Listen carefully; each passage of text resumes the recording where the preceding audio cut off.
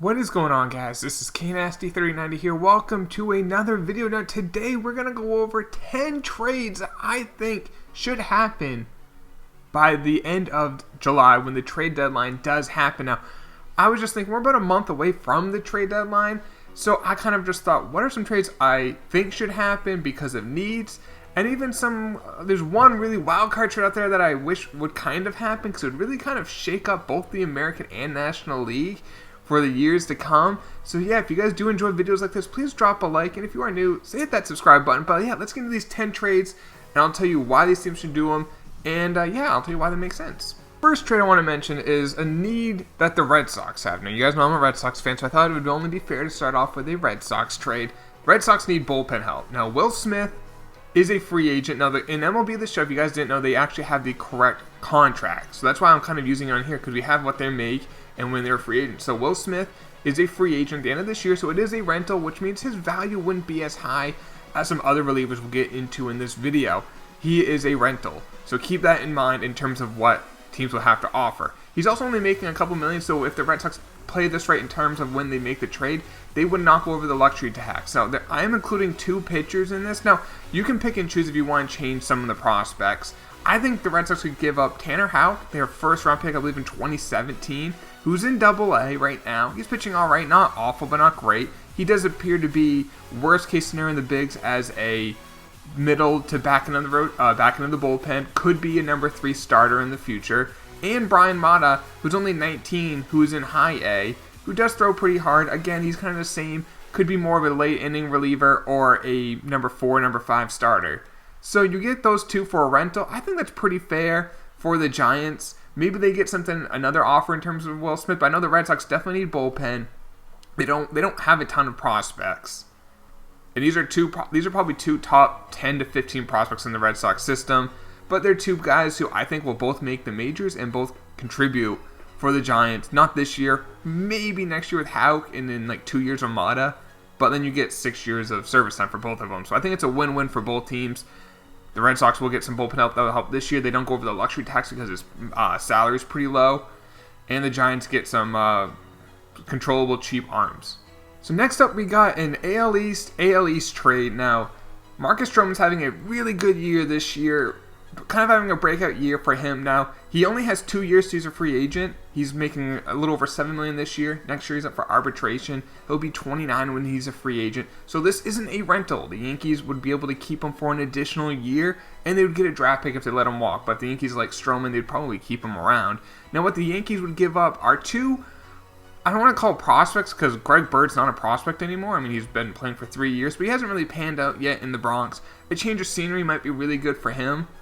And then also Clint Frazier. Now, the Yankees said they wouldn't trade Clint Frazier for a rental, and I do believe that because, he can hit. He cannot field in right field right now, but you know what? Have him going to Toronto, the limelight's not on him. The fans aren't going to be, Yankee fans are rough on their own players if you struggle. Not the same in Toronto, but I think Toronto gets 2 young bats who maybe turn into something. I think Frazier has a higher ceiling than Bird, but hey, maybe a change of scenery for Bird. He could still be like a 30 home run guy.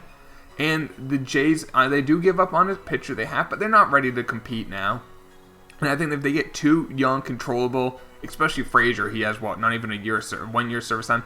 Now, Bird has 3, so he would be a free agent in 3 years if he ends up turning it around. But I think the Yankees get what they need. The Yankees want another starter, and the Blue Jays get what they want, young players, and they get 2 bats who could, I think at least one of them could become an impact bat, middle of the order bat if things turn out right. I think more Frazier, but you never know what Bird he could be. Like I said, I still think he could be a 30 home run guy, and a change of scenery for both of them might do them well. Alright, so now I'm doing another reliever trade. Now this is Alex Colomé from the White Sox. They're a closer this year. Now he's already 30 years old, and I feel like he's been around forever, but he only has 4 years of service time, so he's a free agent not after this year, but after next year. So again, this is not a rental. So you get this year plus next year, and I think the Cardinals want a guy with that much service time. You guys heard about Jordan Hicks. He's probably going to need to have Tommy John, so he's going to miss this year and then probably all of next year. The timing kind of works out perfectly. Maybe when Hicks is ready to be their closer again, Colomé's a free agent. It kind of works out perfect. But the Cardinals are going to have to give up a little more because this isn't a rental. You get 2 years from him. So I am a fan of Sosa, Edmundo Sosa. I do think he can still be a good player. He's 23. He has a little bit of cup of coffee in the majors. And then also Adolis Garcia, another guy who's currently in the majors right now. So for the White Sox to get a couple young players, we'll see if something happens. I am a fan of Sosa. Now, they don't really have, they have Tim Anderson, but Sosa can play all throughout the infield. And Anderson actually just got hurt, so he could probably play right now. I'm not sure how severe the Anderson injury is, but I think when you're a young team like the White Sox, don't worry about the positions you get in terms of young players. You figure that out from who turns out to be a good player. You just figure it out. You'll find a spot for them. But they give up a reliever, which they don't need. They're not going to be in contention this year. Probably won't be in contention next year. So get 2 young hitters. And the Cardinals get, like I said, the time frame works perfectly. If Hicks needs to have Tommy John, it's going to take him a year and a half to recover. Well, in that amount of time, Colomé will be their closer, and then they can let him walk or keep him around. Kind of keeps him in the mix for this year and next year while they have Goldschmidt, Ozuna, some of those older players, Yadier Molina. So I think this is a great trade for both parties involved. All right, it wouldn't be a trade deadline without the Brewers involved. I feel like they're one of the most aggressive teams out there. I think they might want to get another reliever. They do love doing the bullpenning games, so maybe just have an extra arm out there could never hurt. And I'm looking at Shane Green, the closer for the Tigers. Now, he, again, is not a rental. He will be a free agent, not after this year, but after next year. And so they'd have to give up a promising young player in Lucas Erceg, but they have a lot of infielders. I mean, they have Travis Shaw still. They have Moustakas, Keston Hura. Arcia's at short. Bryce Terang is coming up. He's, I think, in AA right now. So they have a lot of guys. So maybe Erceg's the odd man out. They get a reliever who can help them win this year because they are in a win now mode.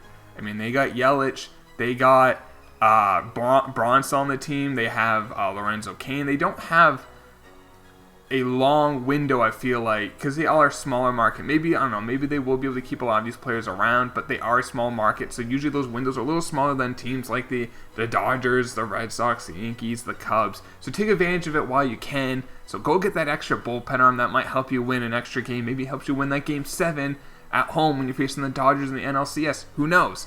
So I think get that extra reliever. They do give up a pretty good prospect in Erceg, but it's a prospect in a position of strength in their system. Now, if they decide they want to give up instead of Erceg, they want to give up Terang. I mean, it's their call. But I think giving up an infielder while they're very strong in that aspect on their major league team and in the farm system, I think it makes sense for both parties involved. And the Tigers get, like I said, a young player. Now, they currently at third base, they do have some young guys in Goodrum, Candelario, and Lugo, but like I said, you find out who can play, and then you figure out where to play them, especially when you're a young team in that rebuilding mode. So this is a fun trade I was thinking of. Now, this one doesn't really help either team really this year, but I think it can help both teams out in the future. So the Royals trade Whit Merrifield, who they just signed to an extension, who's a free agent in 4 years, to the Angels, and the Angels would give up David Fletcher, a young second baseman they have, Kevin Mighton, a shortstop who they got when he was a Brave prospect.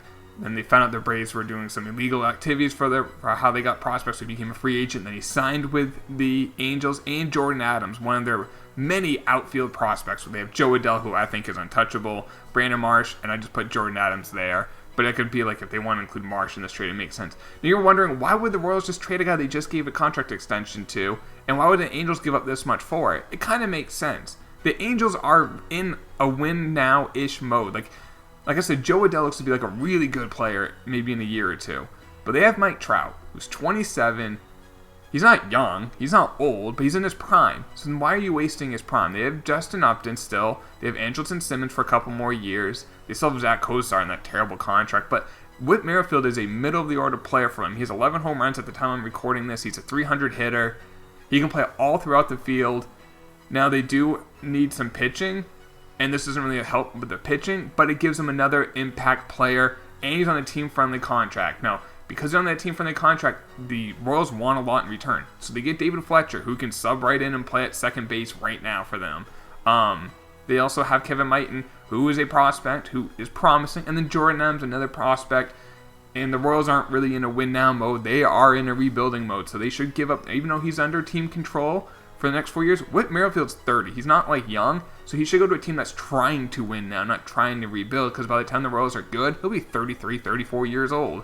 Maybe not this year, the Angels will make the playoffs, but maybe next year, and Whit Merrifield will definitely help the Angels in that aspect. So I think this trade makes a lot of sense when you think about it for both teams. All right, so this is probably one of the bigger, more realistic trades that will happen, or at least a player, is Madison Bumgarner. Now, he is a free agent at the end of the year, so he is a rental.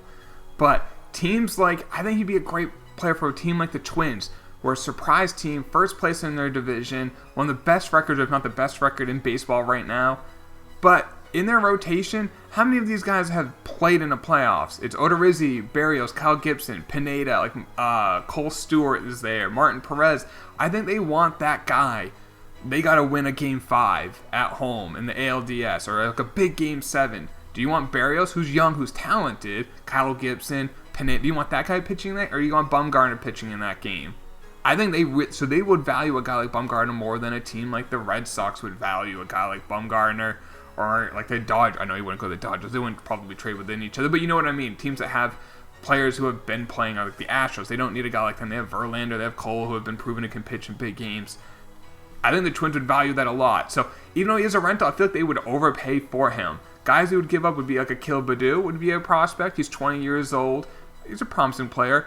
Wander Javier, they do have multiple shortstops in their system. They got Nick Gordon and Royce Lewis. I think Royce Lewis is untouchable, former number 1 pick. And then they'd give up another starter. I feel like a guy like Steven Gonzalez. Because I bet you the Giants would want a starter back in the Bumgarner deal. So the Giants do get 3 prospects. Nothing crazy like can't miss prospects, but that's because he's a rental. But they get 3 guys who should be big leaguers, have a chance to be big leaguers. The Twins can really help their chance of winning the division.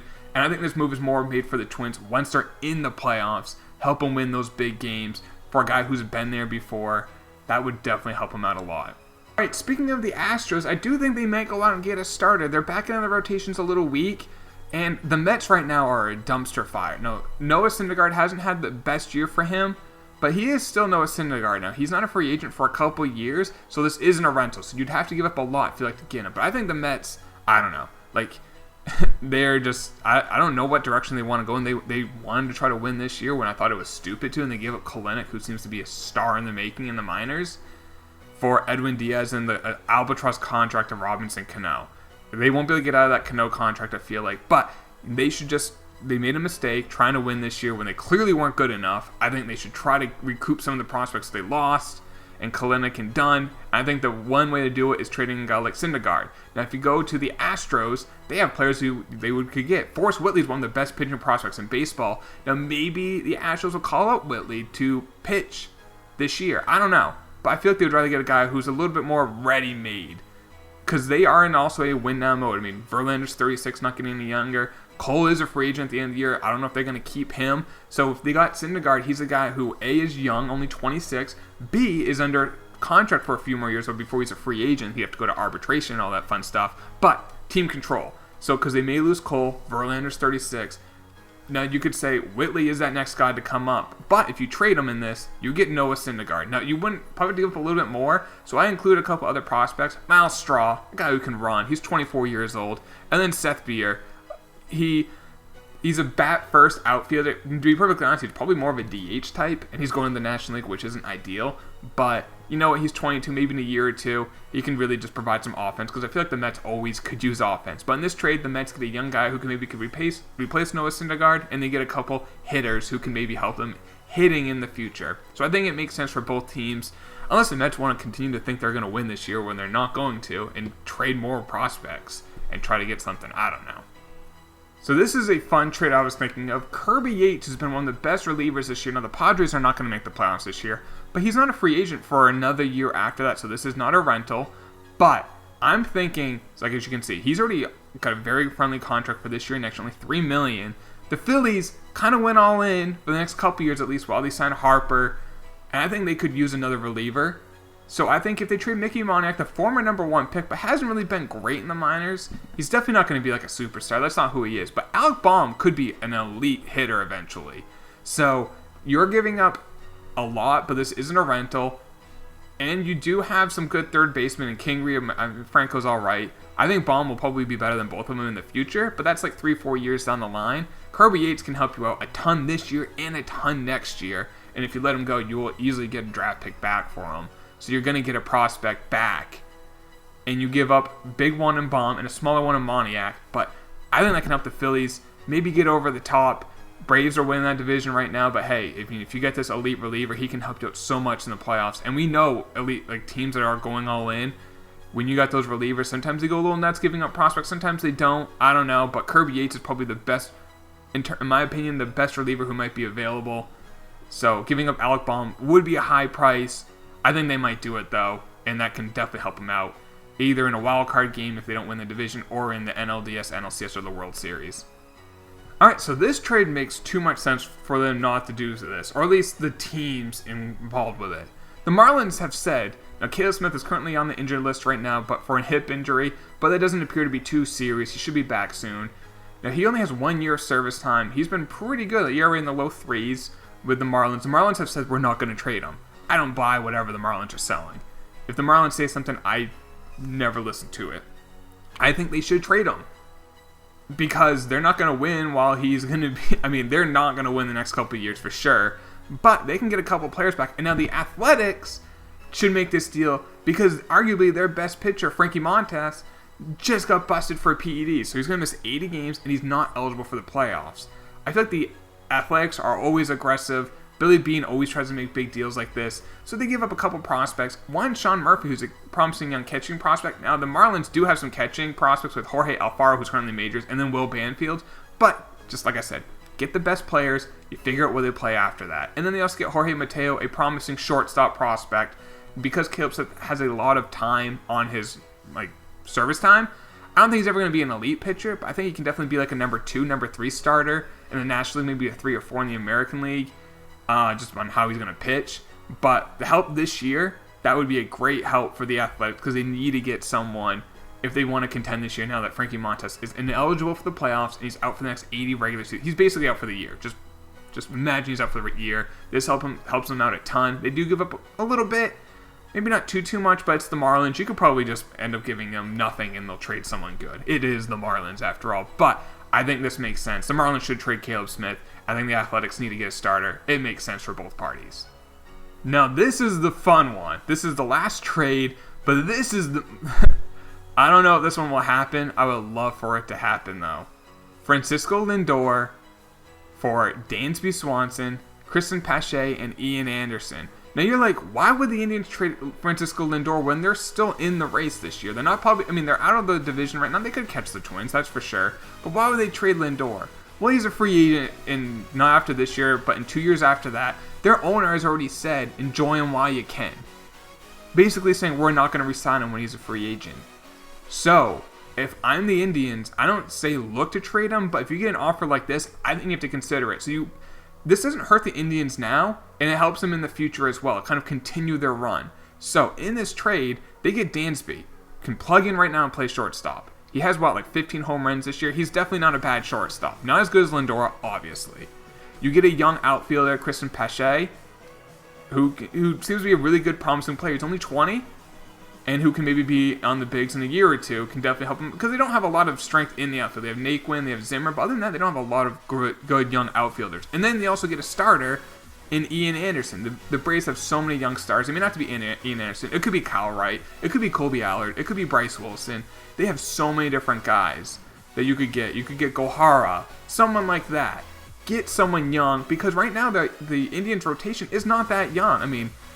Carrasco's 32, Kluber's 32, Clevenger's 28, which isn't bad, same with Bauer, but, Kluber and Carrasco are definitely on the north side of 30, so this definitely will help them get a young starter. They get a shortstop who's not as good, but they also get a really good, promising outfielder in Kristen Pache, and the Braves kind of going, this makes sense for the Braves because, one, they're winning the division, they're trying to win now, and two, because they've signed Ozzie and Acuna to these incredibly friendly contracts. Albies' contract is $4.4 million for the next 8 years, and Acuna's making $10 million for the next 10 years.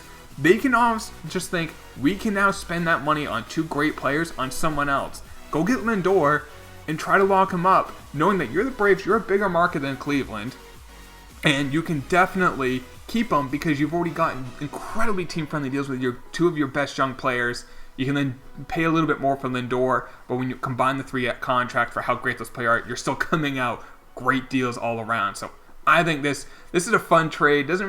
I doubt this happens. I would love a trade like this to happen. But if you have any other trades you would like to see happen, meet me in the comments down below. If you did enjoy this, please drop a like. Subscribe if you're new. I'll talk to you all later. Take it easy. Peace.